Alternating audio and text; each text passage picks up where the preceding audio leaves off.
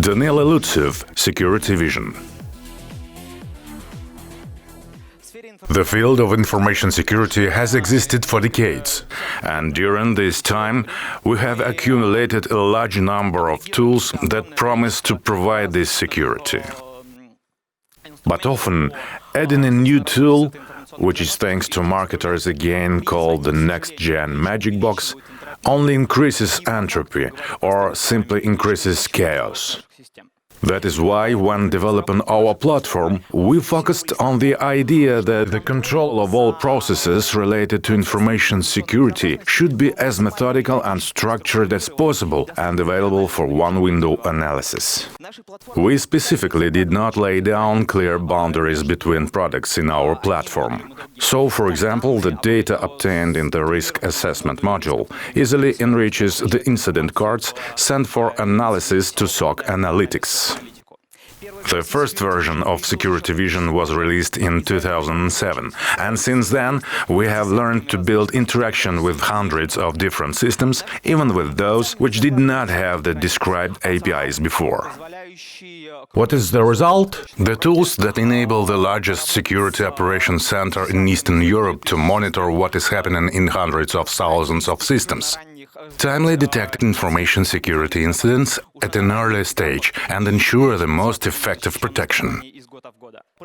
The ease of adding new sources and the ability to change any element of the system on the fly, from data connectors to workflows and graphical representations of information, allows to optimize and automate almost any information security process by using our product.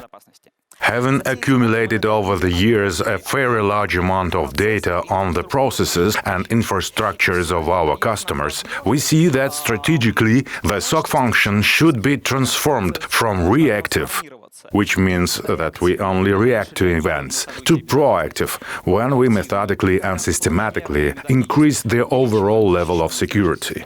Information security management is in many ways similar to a theater of war.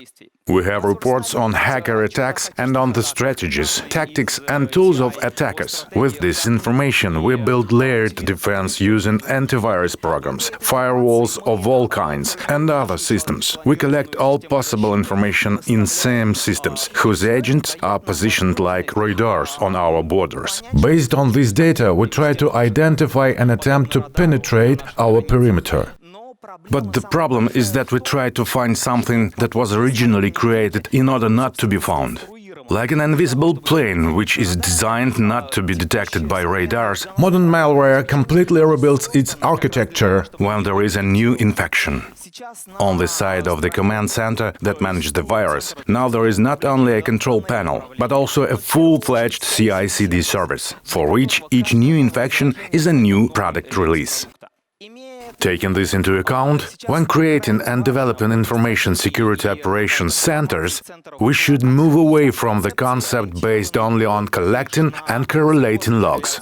Logs are definitely important. Their number and the data they contain should be sufficient to create a complete picture of the incident. But this passive analysis will not tell about the state of the system at the infection time, whether the latest updates were installed on it, whether there were any vulnerabilities, when the antivirus was last updated, and whether the agent's DLP was launched. Out of context, logs are significantly less valuable. And if the processing of these logs for some reason does not work properly, the systems remain almost defenseless. The problem is further complicated by how little response departments know about the company's business processes, IT infrastructure, the severity of the asset and the associated risks.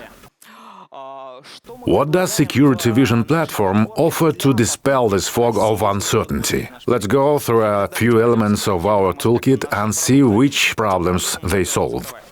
Assets. Year after year, experts consider the lack of up-to-date information about assets to be the main problem when dealing with incidents. The type, system owner, network topology and severity, and configuration data are unknown. In fact, SOC simply does not know what exactly it protects. In addition, system landscape constantly changes, new systems appear, and old ones are decommissioned. But for the Information Security Department, information about this comes with a significant delay. We often see that inventory is resulted in just an Excel table of uncertain relevance. Developing our asset management module, we tried to make it as flexible as possible so it could adapt to the infrastructure of any company. Having combined active and passive data collection, we created a multi-step process that allows to collect data from various sources and get the most up-to-date list of assets, their relationship and network topology. We took into account that we will not be able to access all the nodes, so the recognition system uses all available information, and the existence of undefined entities is almost impossible. Thanks to the categorization workflow, business owners are now also involved in the process of enriching the initial information for calculating the system criticality. Since no one knows better than them how much this functionality is important for the company, how much an hour of downtime costs, and what type of information is processed in the system. Criticality parameters can be automatically loaded from external systems or set according to specified rules. Thus, none of the elements entrusted for protection can escape control. Whether these are business processes, servers, updates, software, accounts, group policies, everything becomes an object of accounting. Vulnerabilities.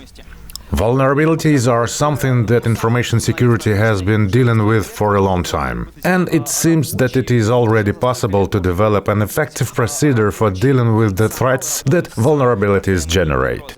And we are not talking about zero-day vulnerabilities. The analysis of attacks in recent years showed that the share of zero-day vulnerabilities used in penetrations is no more than 0.1%. So cyberweapon is somewhere around. But hacking attacks continue exploiting well-known vulnerabilities that could be found on time. Here's the main problem. The number of known vulnerabilities has already exceeded hundreds of thousands. We often forget that to successfully detect a vulnerability, a script recognizing it must gain appropriate access, work without failures, and, most importantly, be written by someone. Less than half of the vulnerabilities identified over the past year are detected by scanners, and these are popular products used by enterprise companies. But everything is not easy even with the discovered vulnerabilities. The IT service responsible for fixing vulnerabilities cannot stop the flow of requests coming from scanners. And companies over and over again miss out on what is important and waste time on things that do not matter. Unfortunately, IT will never have enough specialists to close absolutely all vulnerabilities, even taking into account only critical and high ones. That is why we included the following qualities in our vulnerability management. Firstly, aggregation of vulnerability data in a single card, based on both scanner reports and passive analysis that compares vulnerability data from external sources with operating system versions, software, a list of installed updates, and firmware versions. Next, enriching a vulnerability with external context, confirming the facts of its actual exploitability, mentioning it in the context of hacker attacks or malware.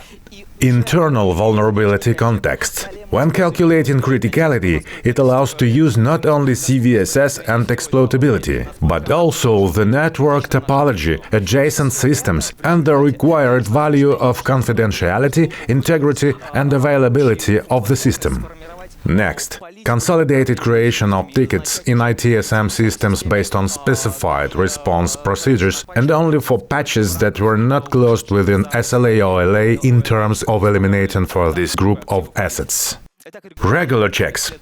In this case, I consciously do not use the word compliance, but indeed our SGRC module allows to significantly simplify the process of any external and internal audits, make automatic data collection where possible, and will not allow you to forget about the reports of past audits and the obligations based on their results. First of all, I'd like to talk about regular checks that can prevent the spread of malicious activity in our infrastructures. User account control. It seems to be quite a basic thing, but there are some nuances too. IT specialists often do what is most convenient for them, productive or their own personalized accounts for running test environments. Excessive administrative privileges everywhere, from user workstations to service accounts in the domain admin group. The deployed LAMP stack can coexist with a local admin account with the same password for everyone, just to make the backup work. Not to mention the constant control of the paradigm of three-tier module of Active Directory. It takes a lot of work to keep these levels from mixing. Special attention should be paid not only to infrastructure elements that are historically used by hackers for mass infections of companies, such as group policies, Windows Server update services, System Center, Configuration Manager, but also to information security products. Because, for example, compromising vulnerability scanners to capture infrastructure has already become a rather popular practice. We consider software to be the next element of mandatory control. Hackers try to use the functionality which IT service has in order to remain unnoticed. So, the Information Security Department should control the software and develop standards for its safe use, and implement the methods of just enough and just-in-time privileges. We should also mention the control of the certificate infrastructure, and the list of controlled objects is not limited to external certificates. Each time by clicking Agree in the browser warning window when logging into the web console of the internal service, the administrator potentially compromises his account. The entire PKI infrastructure of the company should be an object of control. An incorrectly created template in the Certification Authority service allows a hacker to issue a certificate to any user in the system, including the domain administrator. Finally, for any effective response center, processing security events becomes an object of control. At every stage, from detection on the end device, its successful processing and enrichment, to correlation rules and response playbooks, all these should be guaranteed to work like a Swiss watch. In particular, informing SOC team as soon as possible about the absence of events or a failure in their processing due to change in the message format. In our platform, there are tools of categorization of personal and service accounts, and the ability to analyze information about the groups these accounts are in, for which environments they were created, on which servers they have access, where and from where the last logins were made. It allows to control the life cycle of service accounts, launch the procedure for revising rights or rotating passwords both on a regular basis and after firing the responsible employee, identify accounts with excessive privileges or those which are used outside of acceptable systems and environments. Detection of unimproved or prohibited software automatically triggered the procedure of establishing legitimacy and acceptability of use. The list of categories is available for downloading from external system and is easy for mass editing. Certificates. Data from discovered certificates is automatically sent to the system, thus forming the inventory cards.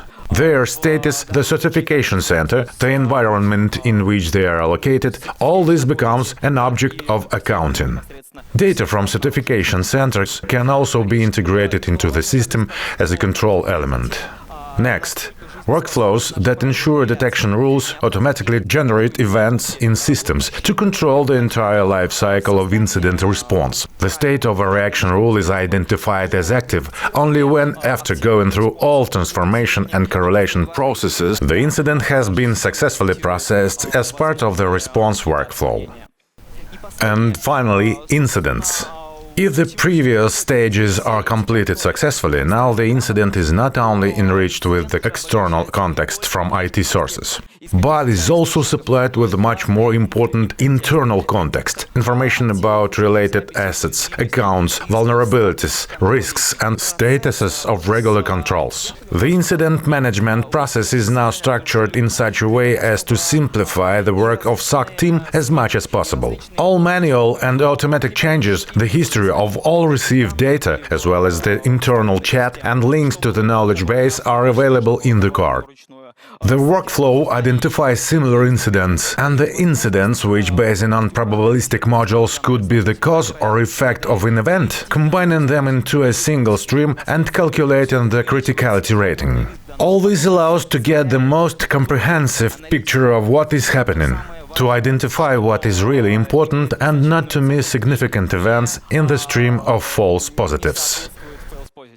And finally, this is what our R&D department is proud of.